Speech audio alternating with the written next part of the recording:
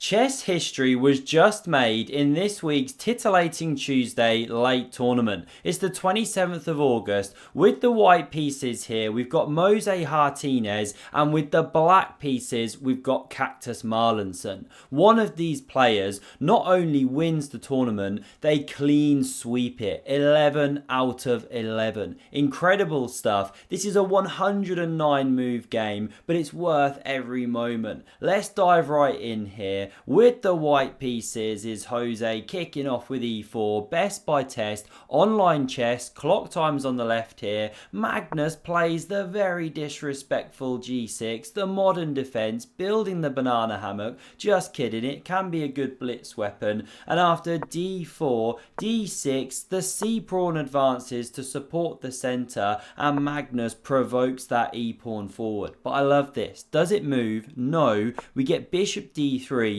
Why advance those pawns when you're already controlling squares, suffocating your opponent? Very instructive. Magnus now brie and cheddars the bishop, hits that long chocolate slide, knight f3, both players castle, do a little king safety fist bump, explode it out. Many top professionals do that. Now we see knight c6, getting the second pony out, but Magnus, is he a super GM or a very naughty boy? Keep your eye on that one. h3 played, keeping control of g4. These are some common ways to take advantage of the square. Magnus now fights for the center, and we don't yet get d5. We get rook e1, rook e8. Now it's chucked in. Does Magnus play the classic kind of King's Indian defense maneuver? No. He retreats back here. What are you doing back here? Says brother Rook. Mum and dad are going to be so mad when they find out. Back at home, got nowhere. Jose plays the most explosive move.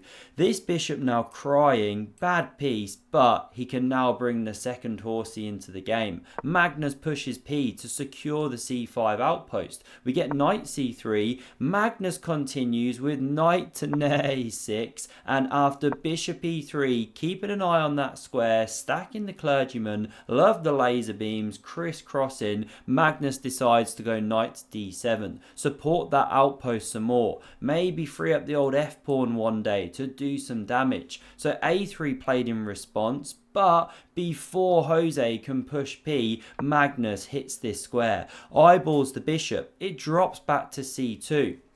And note this position. Anytime you've got a bishop 2 squares away from a knight, it always dominates the forward moves. What does Magnus do in response here? Well, he could do something like c6, kind of try and nibble at the center, but he plays knight b6, and now the game hots up a bit because the pawn's under fire. You could go b3, knight d2, some of the preferred moves of stock pike, but none of them done. We get b4, exploding the position, but you can see the engine not a fan because these ones go into the blender. The queen recaptures, and after knight a6, that is a double attack. Both pawns under fire. What to do? c5 is one option. Then the knight finds a square on c4, but not played. Instead, we see this one smashed off the board. These knights under fire. The pawns doubled there on the b file, and now we get the queen simply protecting, using the fact that white's got the space thanks to the bayonet pawn structure here. And be very careful if you ever face this over the board. This pawn here is pointing. It's sharp. Be careful when you take it. People don't always realize that when they're new to tournament chess. Now, because this knight's in jail as well, Magnus a bit worse, but he fights back. Classic Kasparov or Fischer-like move. Go for the center here, or Daniel we could say for a modern player. They love the KID, King's Indian defense, and Jose ignores it, puts the knight on b5 because obviously looks beautiful there, and Magnus goes bishop h6 with his drunken bishop. Don't know why it's drunken, but I misfired when I was setting up the analysis here. Kind of gone a bit wayward, but Jose, not to be outdone here by some weird and wacky moves, he goes queen b3, gets out the old pogo stick, because after rook f8 he decides to go here, queen f6, and then back here. What the heck is going on? Kramnik's had enough. He's in fits back at Kramnik HQ. It's time to do the only thing you can do when an opponent plays such overpowered queen moves as that. Okay, Okay, let's do the procedure. Block.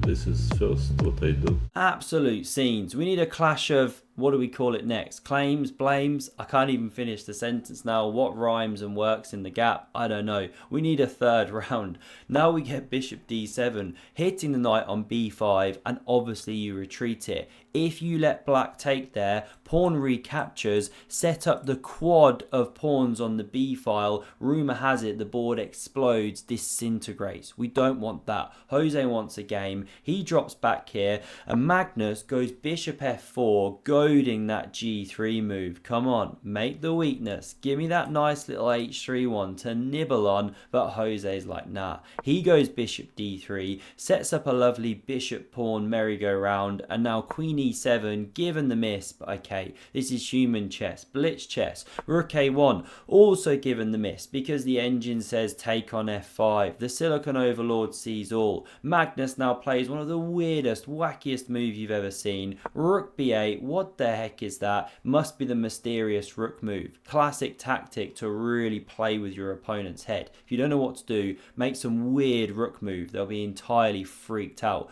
burn their entire clock. Now we see rook e1. Jose, not to be outdone, just pings it right back. We get queen f8, both players shuffling. Knight e2 now hits the bishop, and we don't see it drop back just yet. We get this one flicked in, bishop recaptures. Now it drops, retaining that bishop pair, and knight g3, looking for that blockading square. Rook c8 hits the pawn, finally a more sensible file, half open file. Pressure the c pawn. Now we see bishop d3, giving some cover. Stock Barnacle finds b5 here. Upon captures, there's knight c7, double attack, ninja stuff, blah blah blah. This is human chess. Magnus plays a different move, and boy oh boy, does he want to be ashamed of this one. Completely forgets which way the horses are supposed to jump, and now brother Rook is truly ashamed. You bring real doubt and shame on the family, young man. What are you doing back here? Jose could now go c5. It's a good move.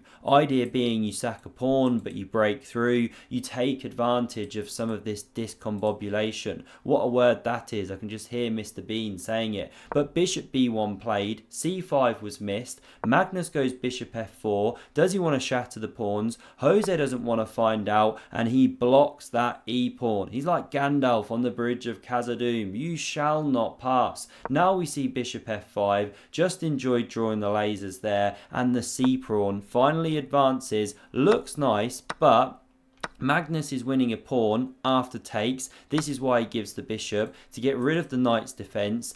Now he can take with the rook. Yes, Jose wins here, and he is in the driver's seat with this space here and Magnus's weird knight on b8, but after queen c8, he doesn't find the right way to take advantage. Queen e7 best. Then if queen c7, you can check here, and you're sort of in behind enemy lines. You can start doing some tricky stuff. But instead, we see this move of queen b6. They're low on time now. It allows Magnus queen c7. Now you're kicking back the queen unless you want to exchange. And suddenly king g7, g3, bishop h6, king g2, knight d7. Magnus unraveling the forces. This is dead level, equilibrium, but there's so much play left. We've got bloodshed to come. Don't go anywhere. Knight h4 played, looking to crash through on g6. Triple battery. So bishop g5 played by Magnus. Tasty little move, because taking with the knight no good. Pawn recaptures, bishop takes, but you're not crashing through with a check. You want the queen in the danger zone. You want to sack the bishop first, then attack with the epic power of queen and knight. So that's why we see knight f3. The bishop now hits c1 here. Weird square, but good move. Now knight h4 back, and this time Magnus defends with knight to f8, covering g6. He's trying to win this game. We get rook e2. Now bishop g5 threatens to shatter the pawns once more. The knight drops back, and rook c1. Magnus just playing here with the combination of the pieces, the setup. Queen b2 played. Now we see bishop f6, protecting the king some more on that diagonal. Rook c2. We see an exchange of rooks, and guess what? Jose unbelievably recaptures with the queen.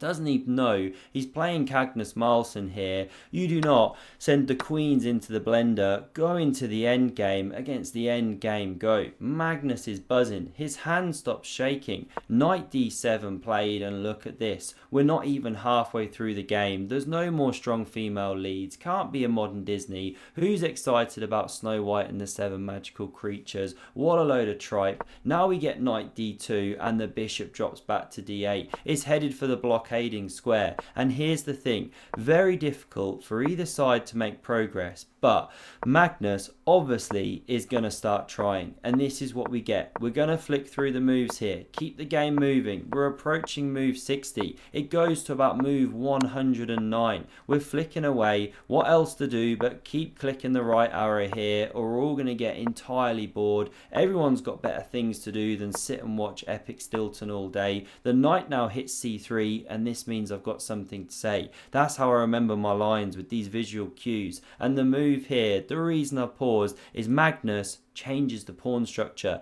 Didn't need to do this, right? But he's trying to mix it up, a little bit fruity. Now we see f3. Wait, it's fizzled once more, just when we thought it was getting exciting. But fear not, there is bloodshed on the way. Magnus now sets up the fork idea. Jose dodges, hits Magnus's knight. It saves itself with check, king f4, bishop a7 played. The bloodshed's on the way. Don't forget to unsubscribe if you're enjoying. Smash dislike, never share with your friends. The king drops back to f3. We're shuffling away here. In a moment, I've drawn some paint just to highlight that the white pieces are on the light squares, the black pieces are on the dark squares. Very common when you've got the opposite coloured bishops. One square complex is safe, another is not. The king checked, still running around. We're approaching move 90, and now the pawn was attacked, right? Advanced. Here we see a change of structure. Frisky. What does it mean? Means nothing. Still at zeros, but there's something on the way. The king hits f6, knight d3, bishop e3. We're rumbling through. We're hitting the finale here. We're approaching move 100, bishop f3, and now Magnus, trying to mix it up, goes for a strange plan. King e7. This is what he starts with, but he loses control of f5. We now see knight b4 played, bishop c5, knight d3, a little bit of tickle. Now it jumps back, hits this c6 square now, and after bishop c5, knight a5, Magnus keeps running with the king, but this is very risky, leaving his entire structure. Knight c6 played, knight c4 back. They're playing on seconds, but king d3, and the path to keeping it level has suddenly become very narrow. There's only one move. Magnus here, he stood like the 300 facing the, was it Turkish? No, Persian army. What to do? There's only one move. Can he find it like Leonidas? No, he can't. He should go knight e3, because then you keep control of f5, the pawn covers here, the king can't invade. Magnus misses it. He plays this check, but bang. Magnus getting Magnused here. To be fair, it's because he was pushing for the win, but still this is awesome. Who is this guy, Jose? He plays this clash of blames with a former world champion, suddenly comes out swinging, taking down the world champion here, because that's what we're on the way to. That's what happens. Mops up these pawns. Why didn't Magnus defend, by the way? Well, it doesn't matter. You know, this one's running, right? You have to bring the bishop to stop it. It runs through, you win a bishop. This is a one end game.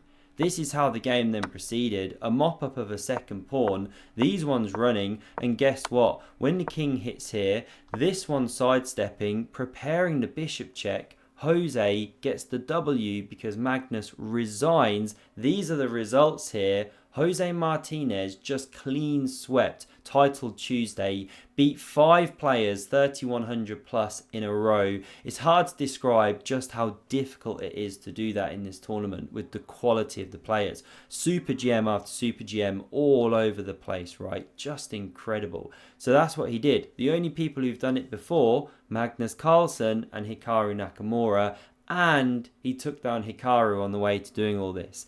Absolutely sensational. Who is this guy these days? Hope you enjoyed. Check out the video on screen for another epic game of chess, and I hope to see you again soon. Cheers.